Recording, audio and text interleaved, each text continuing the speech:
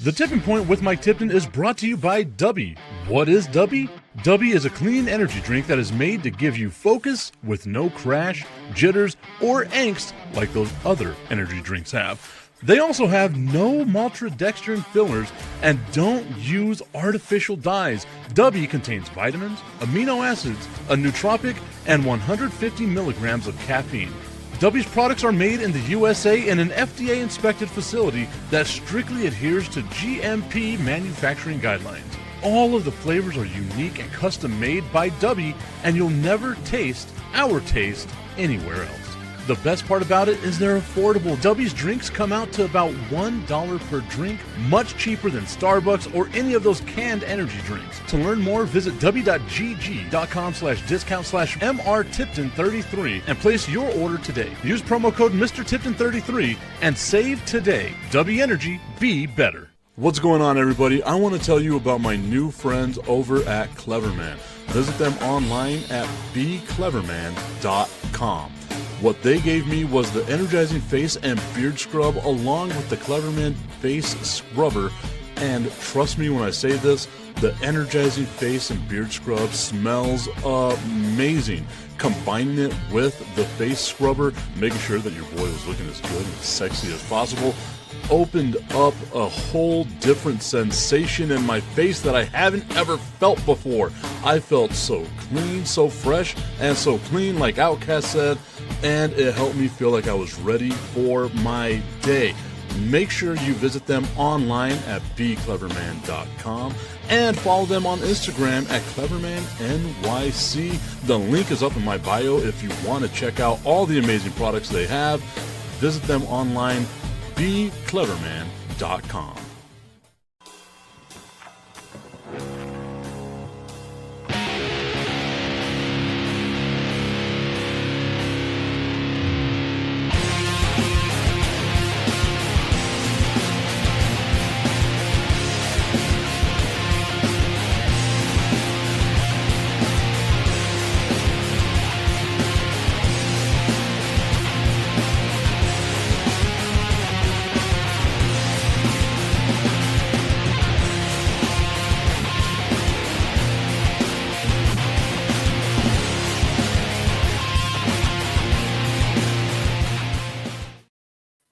It is time for the Tipping Point with Mike Tipton, hanging out with you here on a Monday morning following a sports-packed weekend. I hope that everyone had a great weekend, and thank you so much for being here, tuning in with the show. Like, comment, subscribe, do all that other stuff. Got that out of the way. Let's go ahead and jump into it right now. WrestleMania was fun. I know I sound like a WWE apologist right now, but I enjoyed it. Outside the commercials, I think we just got so used to not having commercials while we watched WrestleMania or any of the PLEs and stuff like that. But now that it's on ESPN, and despite the fact that you pay $30 a month for it, you're still going to wind up getting commercials, which was a little overkill. Hopefully the next time it's not as commercialized. But I mean, that right there, I could understand why people would be upset about that. Like coming in, really messing up your viewing experience of what you're used to watching, especially if you're a long-term wrestling fan. And the thing that sucked the most about it is, like, while I'm watching, I didn't get to watch live on Saturday because I was at the soccer stadium, at the baseball stadium with the soccer team here, the El Paso Locomotive. So I didn't get to watch live. So on Sunday, I wanted to watch, just basically binge watch as much WrestleMania as possible. And I couldn't fast forward through the commercials. That, to me, was the biggest travesty of it all. Like they should have at least allowed me, as someone going back and doing a rewatch, to fast forward through those commercials. Because that was rough. That was rough, trying to get through all that. Well, I enjoyed it. I enjoyed the majority of the matches. I always love the pageantry that WrestleMania brings you. Some of the people didn't get their entrance on TV, which kind of sucks, because WrestleMania entrances are a huge thing if you are a hardcore wrestling fan. The Prototype saying hello. Hello, Prototype. Hope you're having a great day. Welcome to the show. We talk sports here. We also talk anything else. So if you want to talk, give me a subject. Maybe I know something about it. If it's controversial, we'll see. We might walk the line on that one. Also, I do want to give a shout out, give a little bit of information that's going to be happening going on in the future. My guy Jonathan Hood from ESPN 1000 wants this show to be a part of his network. So in May, we will be expanding the Tipping Point with Mike Tipton and being a part of the Under the Hood podcast channel as well. Shirley King saying President Trump is great. You are entitled to that opinion. Not all opinions are correct, and I will disagree with you humbly. We're not going to get into a conversation about it, but I'll just, you got your opinions, I got mine. We'll go with that. Oh, see, I don't know anything about Roblox. My kids don't even play Roblox either. He says maybe Roblox because it's a game I play a lot. I already have 100,000 Robux. I mean, 100,000 seems like a lot, so I guess that means you spent a fair amount of time doing that. It seems like I have a 13-year-old who's about to be 14, and I have an 8-year-old, and they've never gotten into Roblox. I'm not 100% sure why. As a teacher, like I used to be an 8th grade teacher and a high school teacher. Some of my students would play it. I never watched because that's just not a thing that I was into. But hey, that's cool. It means you spent a lot of time. You've earned a lot going that way. So I mean, cool. Good for you. What are you going to spend your 100,000 Robux on? Because I feel like that's going to be. I don't even know what it is. You could probably tell me what it is, and I still have no clue at all what the hell that is. My apologies. We found something that I don't know anything about. There's a lot of stuff out there that I don't know anything about, guys. I'm not cocky enough to think that I am the smartest man in the room. Although I am the only person in this room, so. And even then, probably not the smartest. My dog is hanging out down by my feet right now. But I was a fan. I liked WrestleMania. I thought WrestleMania was a fun time. Again, I think the best match, obviously the main event is always going to be the best match, but Roman Reigns versus CM Punk, it was great storytelling. It was so much fun to go through and watch. You had the mindset that CM Punk was going to, maybe beat Roman Reigns. Not me. I always acknowledge our tribal chief. It's the one thing that I do. My dude Tommy Cananza tuning in saying, what's up, Tip? What's up, Tom? Hope that you're having yourself a fantastic day today. I hope you had a good weekend, a restful weekend. I had one day off. Got to go into work today, get ready for baseball this upcoming week. El Paso Chihuahuas back in town Tuesday through Sunday. Hopefully see some of y'all out at the stadium. And if you see me, say hi. I might look like I'm super stressed. I probably am. But talking to y'all would make me so much happier. If I can have a human conversation, it would make me so much happier. Tommy, don't know if you saw, I'm pretty sure you did see. Dexter Lawrence was traded to the Cincinnati Bengals. The Bengals give him a 1-year, $28 million extension. I like that move for the Bengals. I've got to see, I didn't look right now, but I got to see what the Giants got. They got the number 10 overall pick in this week's draft. Lawrence is now under contract with the Cincinnati Bengals for the next 3 seasons, which is going to be huge. The Prototype asking, can I do super chat? I don't know what super chat is, so now I'm terrified.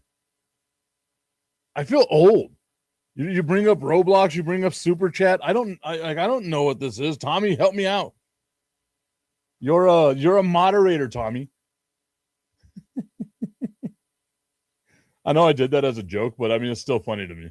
You can kick out Augustine anytime you want, except for whenever he's on the show. That's the thing. Tommy's saying I did. That's crazy. At least he's not in the Oh, in the NFC East, yes, 100%. I agree with that as well. Tommy's saying super chats are paid comments. LOL. I mean, I'm down if I get paid for it, or do I have to pay for people to do that? I don't know. You would figure, Tommy, with as long as I've done this, that I would know what any of that is. The prototype saying it's like giving people money. But I don't want to give people money. Like, I can't give people money. If it gets me paid, cool. One of these days, I'll like be technologically advanced. And you would figure with what my job is that I would know the majority of this. Tommy's saying no, they pay. I mean, I'm down then. Let's go. Whatever super chats are, let's. I don't know if we'll get there, but I'm down. I'm assuming that's something I've got to set up, right? Or does YouTube get paid? Because if people are paying YouTube, I don't want people to pay YouTube. I'd rather them pay me. Give me your money. That was a bad Danhausen. And I'm probably the only person because, yeah, my wrestling conversation did not take off the way that I thought it would. But that's why I led the show with it, because I know that the audience comes later in the show. Tommy's saying, got to have 1,000 subs first. Oh, okay, well, yeah, we're not going to get there. I do have to get better, Tommy, at like promoting the YouTube page. So I think that's going to be the next one. So yeah, we got to get to the 1,000 subs. Don't have 1,000 subs yet. So prototype, hang on to that $100 for now. Unless you share the page and you can get me up to 1,000, then we can figure something out. But save your money right now. I am not up to the YouTube standard of what I need in order to get super chats. So we'll get there. I think I'm at like 100 subs. Now I say that out loud. 6,000 followers on Instagram, 2,000 followers on TikTok, 2,000 followers on X, 100 followers on YouTube. Subs on YouTube. I've got to pay more attention to that stuff. One of these days I will. I see that my guy, Asher Wildman, well, that's on another post.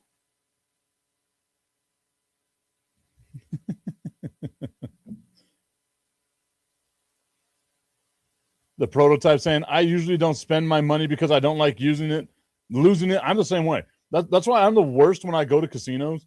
Like, I'll go to a casino, spend $20, but if I lose that $20 within like 10 minutes, I am in a horrible, horrible mood. I don't like losing. Again, the super freak competitor that I am, I cannot stand losing. And all gambling is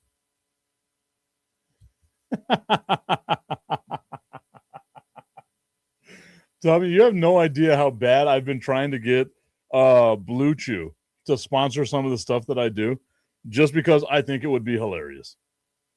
And again, like 90% of the jokes that I do on the show are for me. I feel like I'm out of focus. There we go. That's better. Someone keeps coming. It's probably my kids. They keep coming in here messing with like my camera and stuff like that. No, but we got it focused. I'm a little better in focus. I was blurry earlier. Now I'm looking, halfway better now. But yes, I've been trying, Tommy. I've been trying to get Blue Chew to sponsor the show. I want them to do stuff on YouTube. I'm probably going to have to just do it on Instagram because that's where I have the larger platform, averaging, what was it last month? 285,000. There we go. The prototype saying, did you know that I have a Lamborghini, a Ferrari, and a Miata? I'm assuming that's going to be in a game. But if you got those in real life, hell, that's awesome. I hope that you are giving some of that money to charities, helping out other people. I've always thought about that. Like, what would you do if you won the lottery? And one of the things is, like, I would donate X amount of money to a church, right? I'm basically buying God's forgiveness. You can buy anything if you have enough money. Tommy's asking, what was the compensation for Sexy Dexy?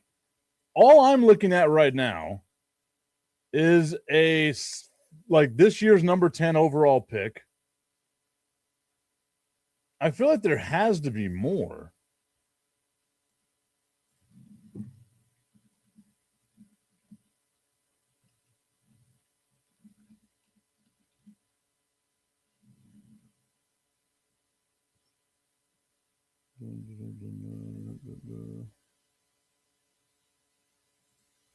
Looking it up. Radio guy, that's why you can tell that I don't like silence. That's all it was the number 10 overall pick in this year's draft.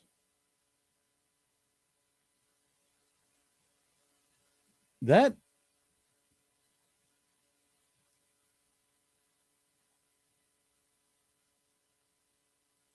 yeah, from everything I'm reading, that's all it is just the number 10 overall pick in this year's draft. That is baffling to me. So, Tommy, we would have overpaid. Us going with the first and a third, we would have overpaid. Prototype saying, yeah, he's got that in real life. I won the lottery and won 1 million monies.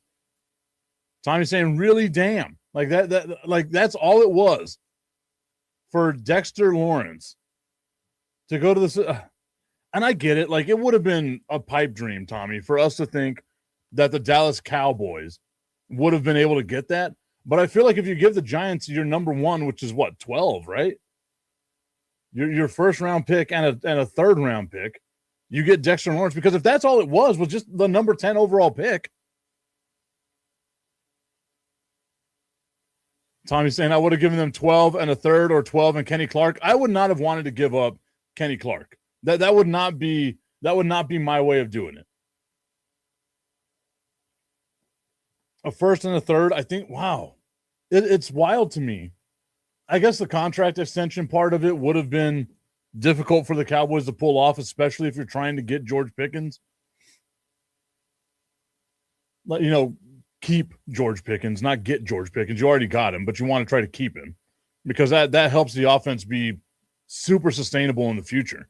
But only a first round pick. I get it that it's the number 10 overall pick, but that just doesn't seem like enough. I guess that's where you're coming from. Like, you trade the money away.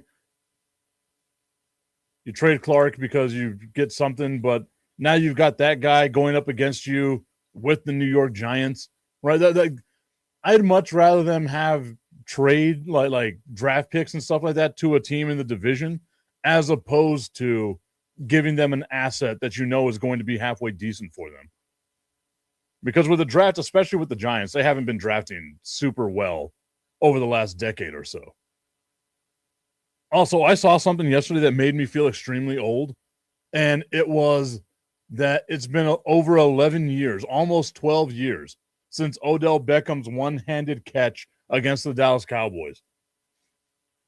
It felt like just a couple of weeks ago. It genuinely has just felt like just a couple of weeks ago. Tommy's saying Kenny Clark has no guaranteed money, if I'm correct. I'd have to look at the contract.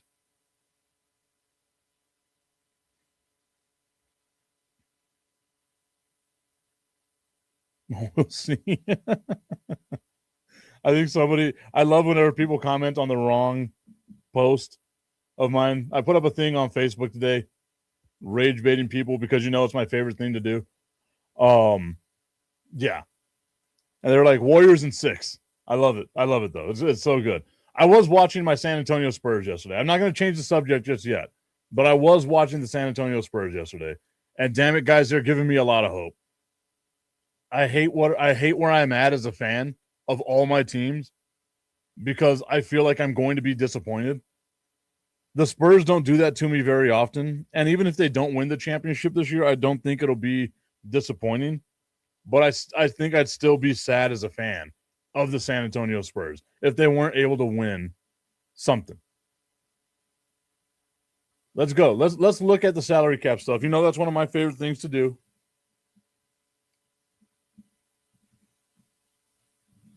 Let's see what teams have what. This, obviously, you know what I do. I go to sporttrack.com. Keeps track of all the teams' salary cap that they've got. The team with the most salary cap space right now are the Tennessee Titans. $64 million for the Tennessee Titans. Where are Cowboys at? I don't feel like that's right, saying Dallas only has $15 million in cap space. Something about that don't seem right to me. We'll see. I know it's going to get adjusted. Let's look at the Dallas Cowboys roster, who they have, who's getting what, where guaranteed money is.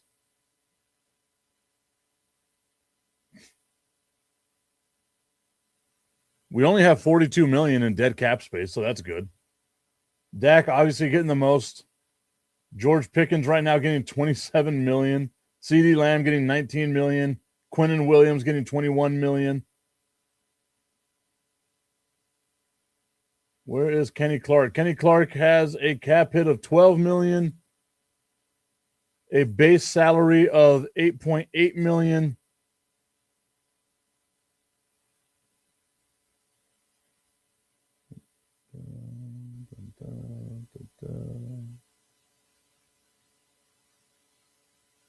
But it doesn't say that he's got anything guaranteed. So at least that, right? Like if you do cut Kenny Clark or trade Kenny Clark, I guess if you cut him, the dead cap space is $11 million. I mean, you're 1.7 off, right? But he's getting 8.8 as a base salary this year. I'm not seeing anything on guarantees, but I'm going to do one more thing here.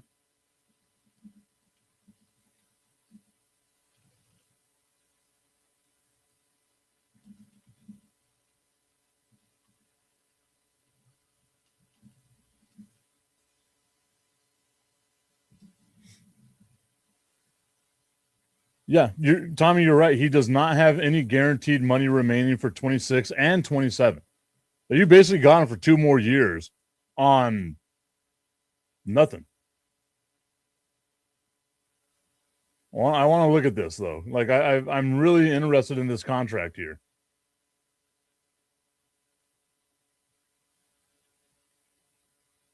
Although his base salary next season jumps up to 18 mil.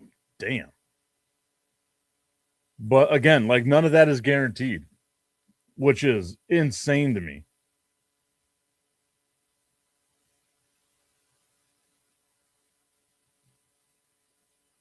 He does have a potential out. For the team does have a potential out for him, though. That's where the $11 million dead cap hit comes from.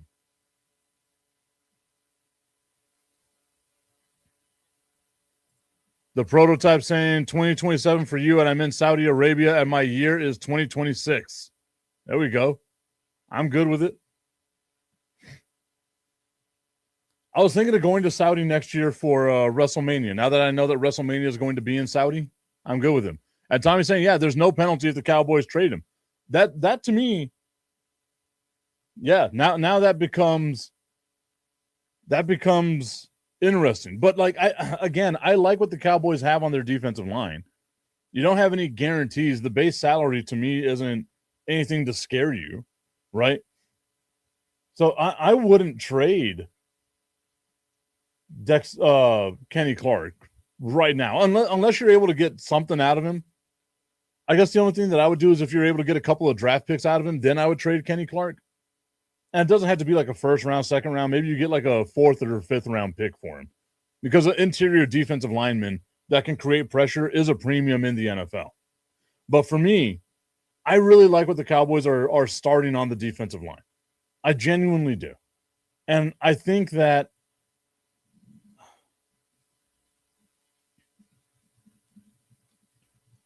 trading him might, again, unless there's something that you know that you guarantee is going to be better, I wouldn't do it. I like having him and Quinnen Williams right there next to each other, going with like a 4-3 style defense. I really like it. And then obviously seeing what the Cowboys do in the draft going forward.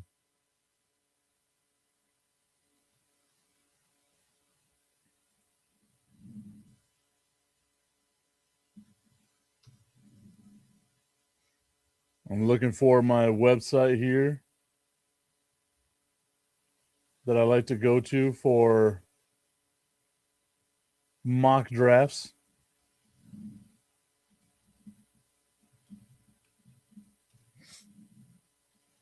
So I can do research. I didn't have any time this weekend, Tommy, to research what I wanted for the draft. So I'm probably going to wind up doing all that on Thursday. No, again, I agree. I agree. Like, if you're going to get Dexter Lawrence out of that trade, you trade Kenny Clark and a first-round pick to the Giants for Dexter Lawrence. I am 100% with you on that one. That's why, to me, I'm so surprised that all Dexter Lawrence was able to get was the number 10 overall pick. I would have thought Cincinnati could have given up more. So if I'm the Giants, I don't think I capitalized as much as I possibly could on the trade value of Dexter Lawrence. That did not seem like a really good trade in favor of the Giants, at least not in my mind.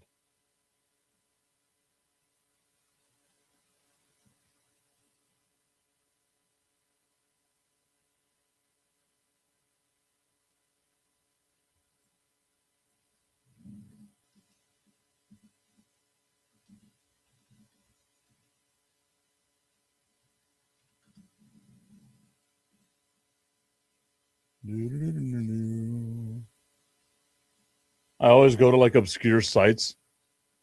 There we go. That's what I needed. And let's see who's at 10 right now. So right now you have the New York Football Giants. I mean, maybe they're hoping. Maybe that's what the Giants are doing. They're hoping that they get Reuben Bain. Maybe Reuben Bain falls that low to them. Reuben Bain at Miami was an absolute monster, but I can't see him dropping to 10. So unless the Giants are going to use that number 10, I mean, they do have 2 picks in the top 10 though. So that might be they get Reuben Bain at 5, and then they can go and get somebody else, because I can see Reuben Bain falling or being 5, right? Like but I can also see him being like 3 or 4. Right, like Tennessee getting a guy like Reuben Bain would be good. I know a lot of people right now are saying Jeremiah Love to Tennessee. You team him up. I don't know. I don't know. Like if the Giants have their eyes set on getting Reuben Bain, then that would be great. Because now you're kind of, you're getting a defensive lineman after trading a defensive lineman. You got a younger guy who's going to be on a rookie contract. You team him up with like Thibodeau and all them. Oh my God, that would be a monstrous defensive line for the New York Giants. I need the Jets to draft him.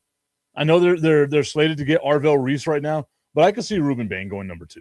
Also, if Reese goes to the Giants, I don't think I'd be happy with that either. I do not want the Giants to get a defensive lineman. They already have a really good defensive line. I want to see all the players because I know I'm missing somebody.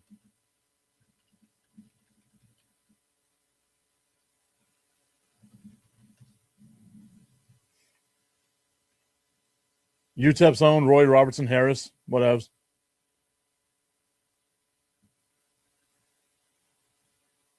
Again, like I know they're missing something on this list. We have Kayvon Thibodeau. Jeremiah Love to the Giants would be interesting. Team him up with Scadaboo, because I don't think Scadaboo is going to be able to be like your number 1 back all the time, especially not following that injury.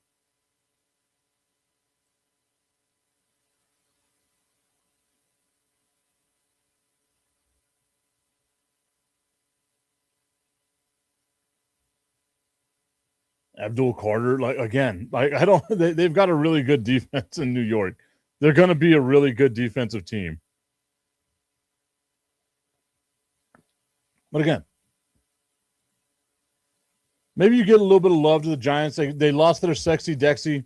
Send a little bit of love their way. There's one thing I know they're definitely going to get, and that's just the tip. I just want to put the tip in. It's time for Just the Tip. That would make me uncomfortable. Promise that it ain't too much, but just enough. Just a tip. Just a tip. Just the tip? Just the tip. It's time for Just the Tip.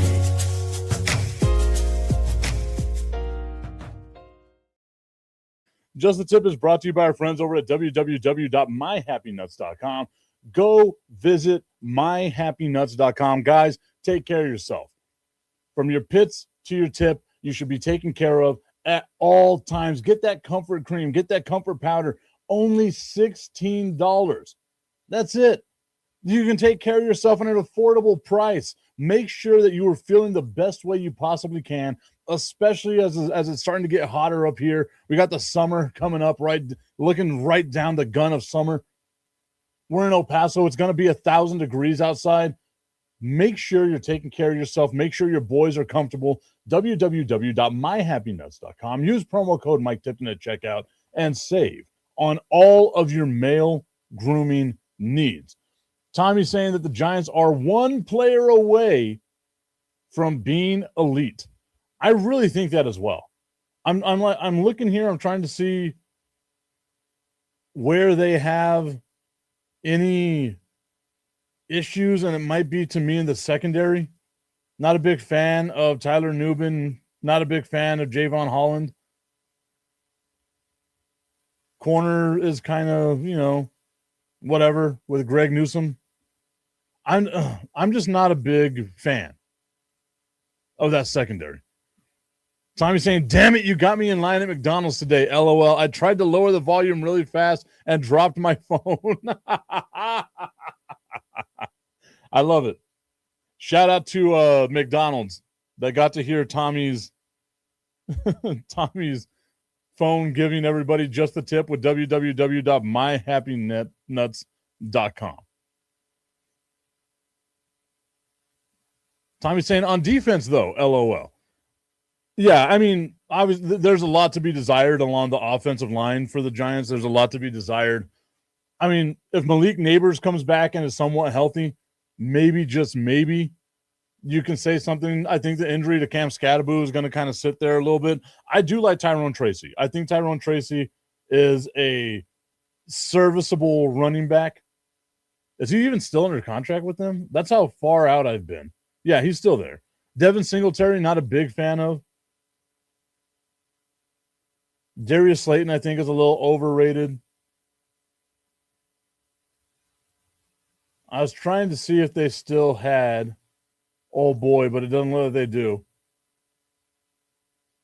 Yeah, I guess he must have left somewhere in free agency.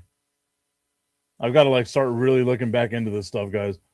That's how you can tell the job has really taken over. Because I didn't even really get to see all the free agent moves and stuff like that. I'm going to have to really, before the NFL draft, really get, my mock stuff together. I have to. It will be done. Let's look at the draft order right now. You have the Las Vegas Raiders drafting at number 1. Again, I've said it multiple times. I would trade that number 1 overall pick. You have so many more problems on your roster than just that number 1 overall pick. To me, that's what you've got to, if I'm the Raiders, I'm trying to get a haul. I'm looking at some of these teams that might be, a little bit of a quarterback away. Maybe you should find a way to trade with the Rams, get that 13th overall pick and a bunch of other stuff. Now you give the Rams a quarterback of their future, or at least what they think would be the quarterback of their future. Maybe even Tampa Bay. Because I'm looking at the other ones here. One that would be interesting, maybe you trade that number 1 overall pick to Cleveland. Cleveland would be dumb enough to give a haul for that number 1 overall pick. Miami, maybe. That might be they might feel like they're a quarterback away. Baltimore for sure not. The Jets, no. The Lions, no. The Vikings, maybe. Pittsburgh, but Pittsburgh's drafting at number 21. That'd be like you would need a lot from Pittsburgh in order to get that. Also, I think Pittsburgh's more than a quarterback away. Or maybe it was just how bad their quarterback last year was. How old and bad their quarterback last year was. That geriatric F word that they had at quarterback with his liver spotted hands. But you have Vegas at number 1, the Jets at number 2, Arizona Cardinals at number 3. Arizona's got some problems. They got so many more problems that might be another one that I'd say maybe you find a way to try to trade that pick. The Arizona Cardinals, I'm looking at their salary cap right now as well. Let's see what they've got. They got a pretty good situation right now. They got $41 million in open salary cap space. Tommy asking, can you imagine Cleveland drafting another quarterback? LOL. Of course I can. They're the Cleveland Browns, man. Like, God, how many quarterbacks have they had now since they came back to the league? I got to look that one up.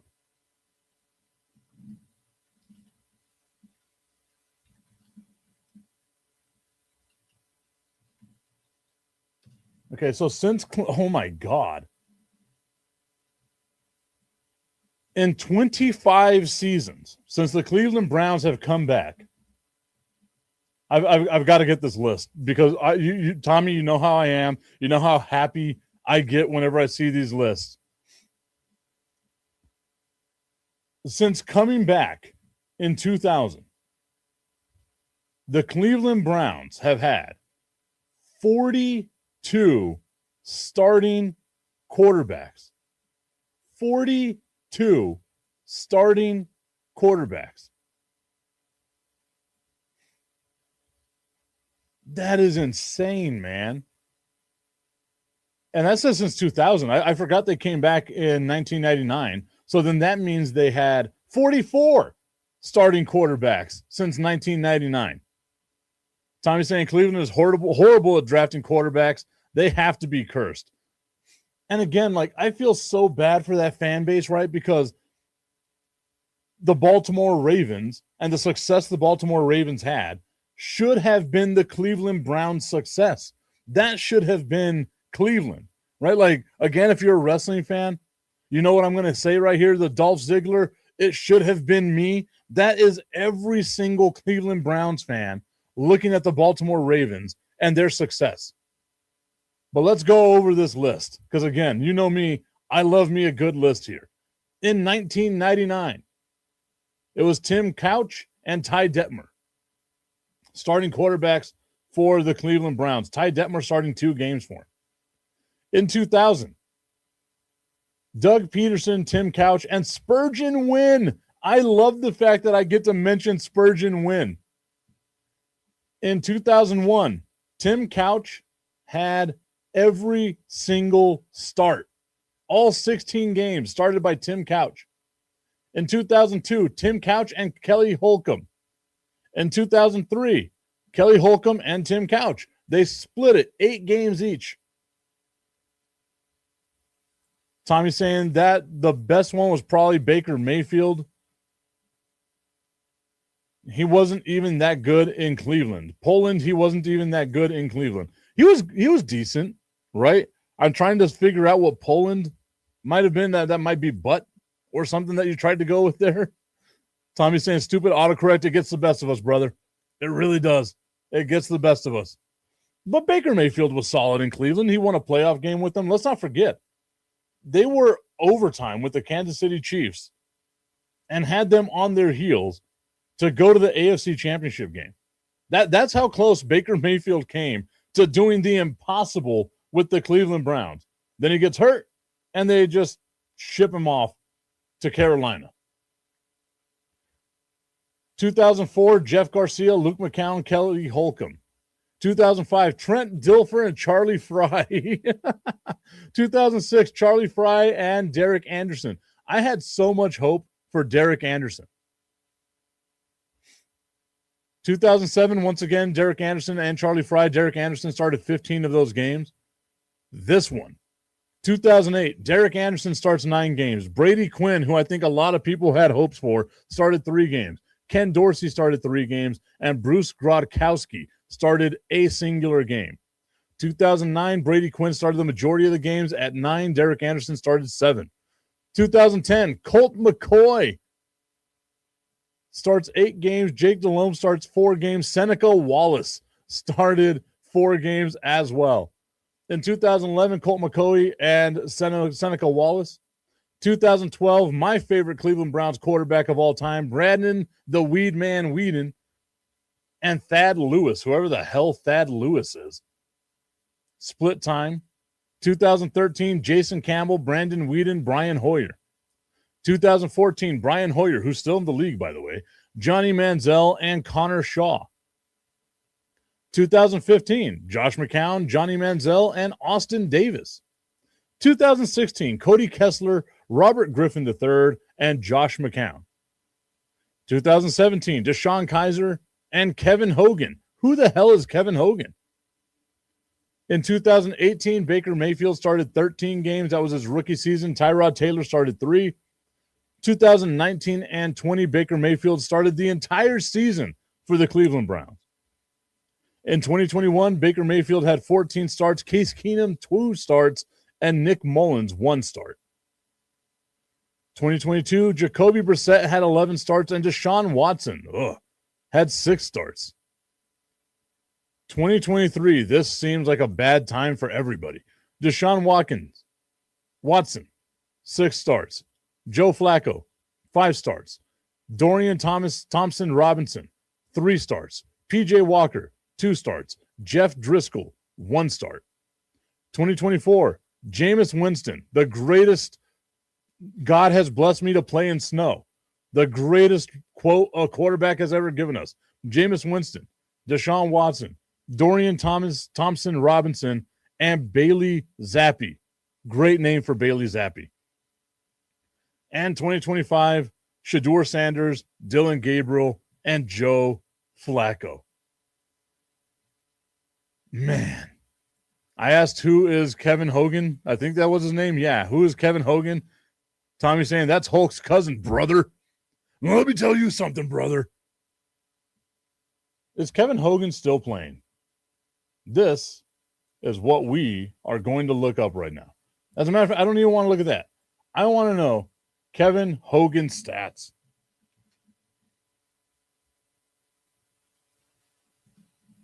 Let's go to Kevin Hogan's Pro Football Reference page. And let's see.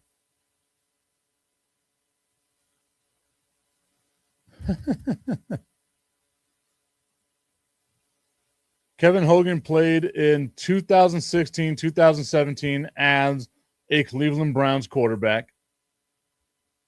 Did nothing.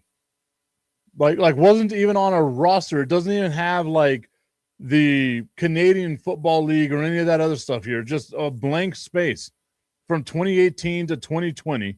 And in 2021 started or played in a game for the Tennessee Titans.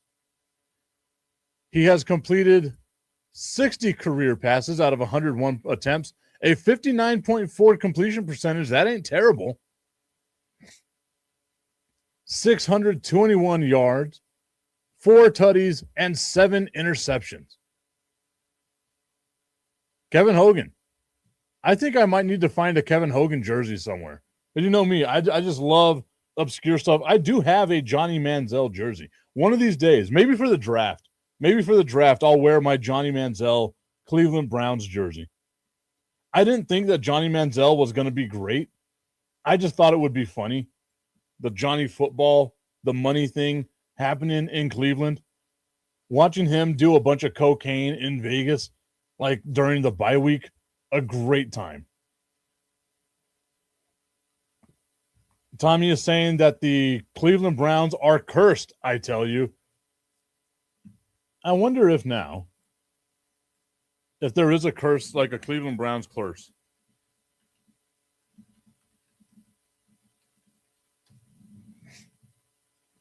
Oh, yeah, I forgot the Cleveland sports curse. But you would have figured that would have been reversed whenever LeBron won the championship in 2016. Wow. Has it been that long? Oh, my God, decade. Since LeBron beat the Golden State Warriors. Tommy said that he thought that Johnny Manziel would be great. Oh, man, that's a rough one. That is a rough one. I can see why.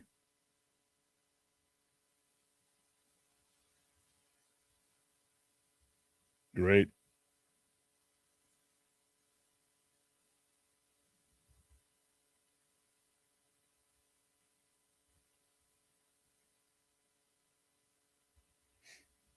Got an email from work.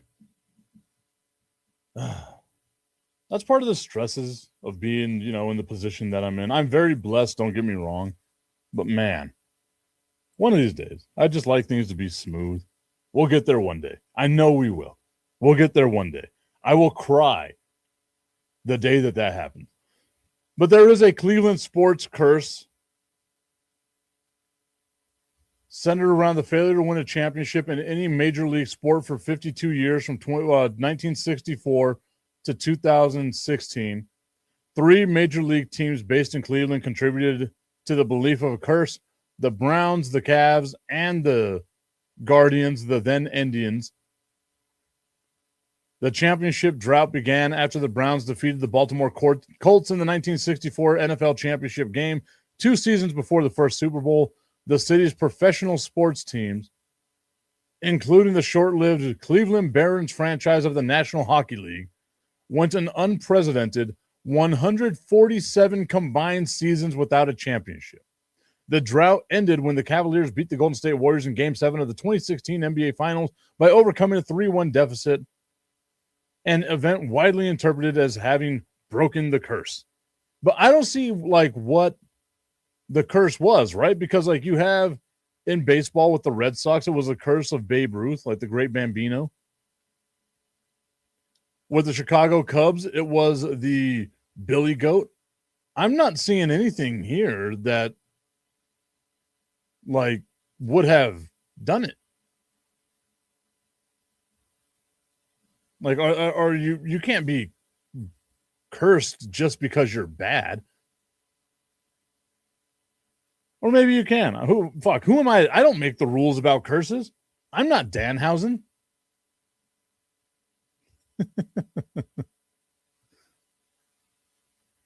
But it's all good. We got this. It is fine. I'm looking at my comment section. Looks a little weird right now. I minimized the screen, then I maximized it one more time, and now it's not looking that good. We're still good though. Looking at, once again, the NFL draft. I wanted to get through this here. Let's go over the top 10 picks here. Number 1 is Vegas. Number 2 are the Jets. Number 3 is Arizona. 4, the Tennessee Titans. 5, the New York Giants. 6, the Cleveland Browns. 7, the Washington Commanders. 8, the New Orleans Saints. 9, the Kansas City Chiefs. And then 10, once again, the New York Football Giants. I cannot see a scenario here where the Giants trade both those picks to try to move up to 1 to get Fernando Mendoza, because I like Jackson Dart. I think Jackson Dart is halfway decent. The interesting team here, I have 2 teams that are interesting being in the top 10. One is obviously the Kansas City Chiefs. And I have a sneaking suspicion that they're more than likely going to draft top 10 again next season because of the Patrick Mahomes injury. You have no need to rush him back. You have no expectations on that team this season. Let him get healthy, fully healthy, tank away this season, stockpile those draft picks, baby, and come back reloaded for 2027. The other interesting team here are the Washington Commanders, because let's not forget, this was a team that was in the NFC Championship game not too long ago, last season, the season before, right? 2 seasons ago. They were in the NFC Championship game. The issue with them is going to be what's going to happen with Jaden Daniels. Because you saw last year that horrific arm injury he had trying to come back. He just wasn't the same guy after that. The offensive line for the Commanders is god-awful. Tommy's saying that there's a lot of rumors that Dallas is trying to trade up. The only person that I would try to trade up for if I'm the Dallas Cowboys, again, because I think, and it might be sacrilege to a lot of people, I think the best player in this draft is Reuben Bain. Hands down. If the Cowboys are going to draft up to be a top 5 pick, I would assume that it would have to be to try to get Reuben Bain. I don't know if you go after Jeremiah Love so much. My dude, the Crooked Commission, and Money Mike, what's up? Good to see you. Good to see you too, my dude. I am so saddened that I wasn't able to do the show with you on Wednesday. My dude, I was so looking forward to it, but we wound up having a watch party for the soccer team because they were playing against an MLS team, or El Paso Locomotive. But man, I really wanted to do that with you, man.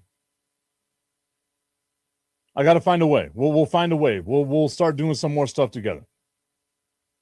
Most Wednesdays, well, I guess half the Wednesdays going forward. I can't even say that because I know we have a Wednesday soccer game on the 29th as well.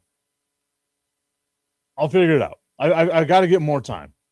The commission, it's okay, bro. We'll get you on after the draft. There we go. That's what I love to hear. I appreciate you, my dude. Nothing but love and support going your way. The only way I can see the Dallas Cowboys trading up, Tommy, is if it is to get Reuben Bain. And again, I think Reuben Bain is the best player in this draft. Tommy's saying I'd trade up for Bailey, Downs, Styles, or Bain. Sonny Styles, maybe, right? I do like David Bailey. Obviously, that's me being a Texas Tech fan. But again, like even with me being a Texas Tech fan, I still think Reuben Bain is the best player in this draft. To me, he's the one guy, and especially if you're the Cowboys, right? Like you have a good interior defensive line. You put Bain on the outside, that's a solid group of guys right there, man. I think what do they have him? They have him going to New Orleans. He'd be the one dude on New Orleans, and like that team would just, you double team him all day, and he's not going to get his numbers. And he'll probably get some numbers, but it's not going to be as great as what you'd think he could be. Who else did you say up here? Downs. I mean, yeah. According to this mock draft, they have Downs 1 pick ahead of the Cowboys. So I can see a scenario where he's still there for you at 12. So let's see who's like after that. According to this website, this mock draft, you have Jordan Tyson at number 10, Caleb Downs at number 11, Dylan Thieneman at number 12, which is another safety, right? And Spencer Fano at number 12. I don't think the Cowboys need to go offensive line here. I think the Cowboys have been really solid along the offensive line. Tommy's saying that he likes Bailey a little more than he likes Bain. I'm putting in the little more there. Again, I like Bailey too. Again, Texas Tech fan.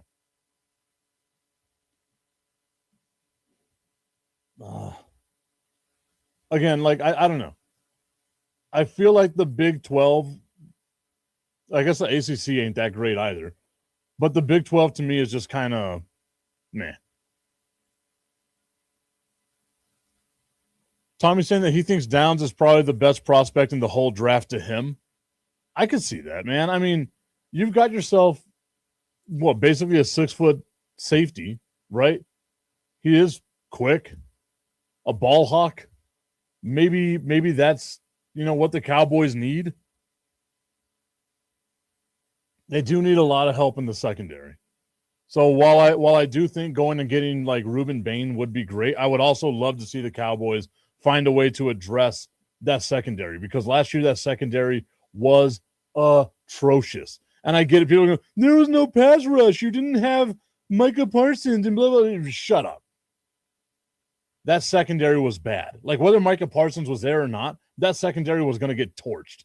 You saw it. You could just throw a ball anywhere. Just chuck it up there. Huck it, chuck it, football, throw it out there, and somebody for the opposing team was going to come down with it, because the Dallas Cowboys secondary was absolute dumpster juice. So going out and getting a pretty good safety, to me, would have been really good. Saying he reminds you of Ed Reed. Wow. Now that is really high praise, my dude. I mean, if he can be Ed Reed, then I am all about the Dallas Cowboys going and drafting him. But I'm also just kind of, again, I like Reuben Baines. The Crooked Commission saying, I blame Matt Eberflus for that as well. Remember when I told y'all that Matt Eberflus was dog water and none of y'all wanted to listen to me? And you're going to give him a chance, Tip. He'll be okay. He's a really good defensive coordinator. And I was like, no, he sucks. He's so bad. And all y'all were like, no, give him a chance. He was really solid as a defensive coordinator, Tip. And I told you, when you get fired on Thanksgiving, you're not a good coach. End of discussion. And Matt Eberflus, the revolving door of Dallas Cowboys giving up points, I was not happy with. Tommy's saying that the pass rush for Dallas Cowboys was really bad. Micah covered up a lot of issues in the secondary. I get it. Again, I understand. But I still think I think it was a lateral move for the draft. The Packers got themselves a pass rusher. The Cowboys got a package of players that hopefully they can do something with. At 22, they are projected to get Akeem Mesidor. So, I mean, that wouldn't be bad. He had 12 and a half sacks last year. If he's still there at 22, then yeah, I would say okay, here's my scenario for you, Tommy. If Akeem Mesidor, if you can guarantee me that Akeem Mesidor is going to stay at 22, where the Dallas Cowboys can pick him, or at 20 rather, where the Cowboys can pick him, then you find a way, package up that number 12 with something else, and you can draft Caleb Downs, then we're good. We're good.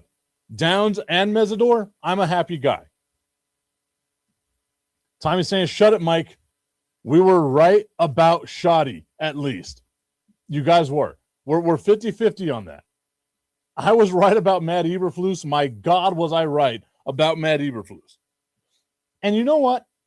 I'm not going to give you 100% Schottenheimer, because Schottenheimer was there the year before as the offensive coordinator. So I'm going to say it's all on Dak Prescott. That's my quarter Dak. That is who I think is the real reason the Dallas Cowboys had the great offense they had last year. It's all about Dak Prescott, baby. Give that man the love and respect he deserves. I told you all he was just as good as Joe Burrow, if not slightly better. All of you guys were laughing at, oh, no, Tip, you're an idiot. You don't know anything about football, Tip.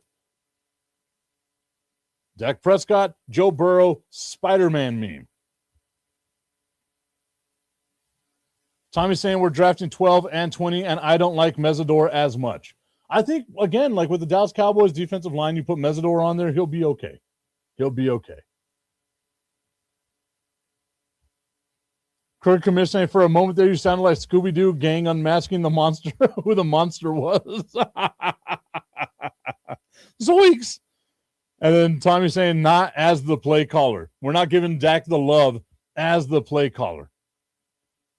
It is 100% Dak Prescott. You can call amazing plays, but if you don't have a top 5 quarterback like Dak Prescott, you're not having the top 5 offense that you had this past season. I will die on this throne. Dak Prescott, one of the greatest of this generation. All right, everybody. I appreciate y'all. Thank you all so much for the love and support. We'll see you all tomorrow on the Tipping Point with Mike Tipton. Have a great day.